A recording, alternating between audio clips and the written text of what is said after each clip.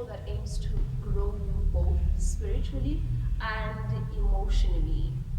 Now, most people have an intuitive understanding of what forgiveness is. Misunderstanding arises when it comes to describing how the letting go process works. Some people believe that it should be instant, and others believe that it is necessary to talk to another person or other people for forgiveness to take place. Other people believe that it should involve letting go of the hurt. They can't all be right. Today's show aims to address misunderstandings surrounding rather forgiveness. And with me today, I have my guest, who is a teacher of the word, the preacher, a relationship advisor. He is also a founder of the company called Strunas. Please help me welcome Mr. AR Vilankulu.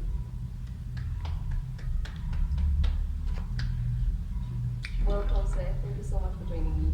No, thank you very much for having me as well. It's an honor. So we are talking about forgiveness today, and I would like us to start with the psychological part. Could you please tell us how do our minds store the things that happen to us? All right. So to start off with the psychological part, psychology says that our minds, they store up events or memories in two ways, So just for us not to go through maybe the terminologies according to science and stuff, that's roughly we'll call them folders and files, So psychology says when you have an event that happens to you, what happens in your mind is you have a folder that carries within it some files. So that would be, let's say, if you see a person, your image right now is stored in my mind as a part of that memory folder with your name attached to it, Okay. So I have your image, it's stored as information. Okay. Therefore, also with it carries another file that's called emotions, So that is to say, whenever I see you and I also know how to feel. Okay. So that's how basically this mind or our mindset stores up memories. So for whatever that which you have seen, whatever event that has happened to you, you have stored the mental picture of it, and also attached to it, you have stored up the emotions to say, if I remember this, or if I see this kind of an instance, this person, how must I feel around them? Yes. Thank you so much. And you see, there is that thing when you see a person who has wronged you, and then it just ruins the rest of your day. Okay. What could be the reason for that? All right. So the cause to that would be that, like I said, that for every memory that you have, Yes. it's there's also emotions attached to it. Yes. So let's say if you see a person that has offended you, if you see a person that has done you wrong, if you see a person that has probably hurt you, Yeah. what happens is the minute you see them, their image clicks in your mind. Okay. And then, you open up the image to say, I recognize this person. This is the person that has done me wrong, number one. Number two, what happens is, according to the mental picture that you have, comes along the emotions. Oh. So you resurrect the emotions that which are stored next to that image.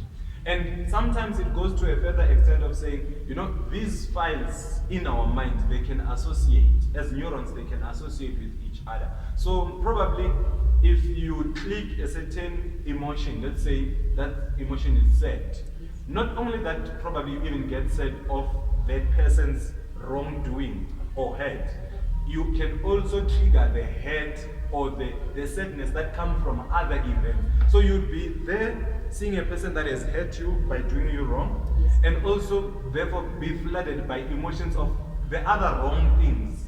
And probably that's when you'll be like, maybe Ngloyiwe or something like that, Or I must be a bad person, because with that person having done you wrong, you also associate the other emotions that come with that memory at that very moment. So that is the reason why when the person walks in, you'd find that not only that seeing them only disturbs you, it disturbs you entirely because you have collected all these other emotions that are associated to how you have maybe stored up that memory in a sense. So that's what basically happens, you know. Yeah. To say, okay, so this is my parent, this is my boyfriend, this is my girlfriend. Then that on its own, Okay. it's stored up differently. Okay. You know, for you to recognize them, it's stored up differently. Okay. But how it works is under that folder, hence we call it a folder, so because it contains a mini files within Right. it. So under the folder of a particular person to say, okay, so this is the image of this person that I can recognize, Okay. that I know, Uh-huh. you know, then comes along also the part that says, how must you feel? So your mind tells you, okay, I recognize this person. This is so and so. This is how, therefore, you should feel seeing him or her, in a way. So that's what your mind does whenever you come across people at all times. Yes. So can we go to the next question? What are the characteristics of these memories? Okay, so before maybe we even get there, so all these files, psychologically speaking, they say that for us as human beings, normally we have about up to 5 days. Okay. Right? Yes. We have up to 5 days for us to store up this information. So whatever event that we have seen or that you have encountered roughly 5 days ago, if it's not important to you, you are most likely to forget it. Okay. And if it has not yet happened again, you are most likely to forget it. Okay. So anything that you can remember beyond 5 days, anything that you can, either that has happened more than once, you are most likely to remember it even after 5 days. So what that means is that at this very moment, if we are sitting down here and discussing forgiveness, Yes. we should know that we are discussing events that have either happened a couple of times. Yes. So it means these are offenses that have happened time and again. Okay. Or even if it has happened once, But we have taken the initiative to remind ourselves daily of those memories. all right. So therefore, to then move to the characteristics of these memories, these are the kind of memories that which probably when you remember them, some of us, because of the nature of the event, we are most likely to think suicide. You know, we most likely suicidal around those thoughts. You're thinking, probably it would be better for me to die.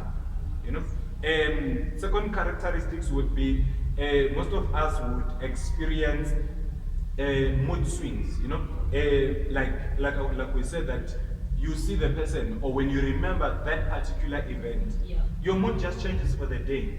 You lose appetite, you lose your sleep. If you can just remember this thing, you just break down and you cry on your bed without anyone triggering anything. Those are the kind of the events we are dealing with, you know. So these are the characteristics. So anything that which, when it comes to your mind, triggers a lot of emotions that which you cannot handle and deal with within yourself. These are the kind of memories we need to be focusing on for this broadcast for the day. Wow. Yes. And I believe that we try as people to handle these memories. Yes. And or how we respond to seeing that person, for instance. What are the mistakes that people do in handling these memories? All right. So mostly, like you're saying, because we are not psychologically trained to handle most of these events, this is the mistakes that which most of us do. One, you'd find, or this therefore gives us understanding. You'd find, number one, most would opt for substance abuse. So in order for you to drown certain memories, when you remember an event that has happened from your childhood or probably a week ago, now because you cannot handle that memory in your mind, so what you do is you want something to disturb you. So then you find people opting for substance abuse. They go drink, they go partying, they go smoking and stuff like that, you know. Probably not even these negative ones. Some of us, we can even go to church, you know. You just go there to avoid thinking about this. And the mistake is that this does not solve the problem. You only delay the thinking part. So probably that's when you find when you're sleeping, those thoughts are coming back. And now then, when you are there, you are defenseless against this because you've never solved them. You just try to avoid them using substances. So number two, another mistake we do would be victimization. So some of us would opt for victimizing others. So if I've been hurt, I'm most likely to hurt others because I've accepted which they've done me this, they've done this to me, right? So as a result, when I go on to the next relationship or when I go on to the next person, I'd victimize them, do them the same thing to say, okay, this is what I've done, they've done to me, I can do it to you also. You know? So also another thing that which the mistake we do again in handling this would be in a sense we opt for a personality disorder. Okay. So with personality disorder will be that sometimes you find yourself when you think of some of these things and you want to drown these thoughts, you then become a certain personality.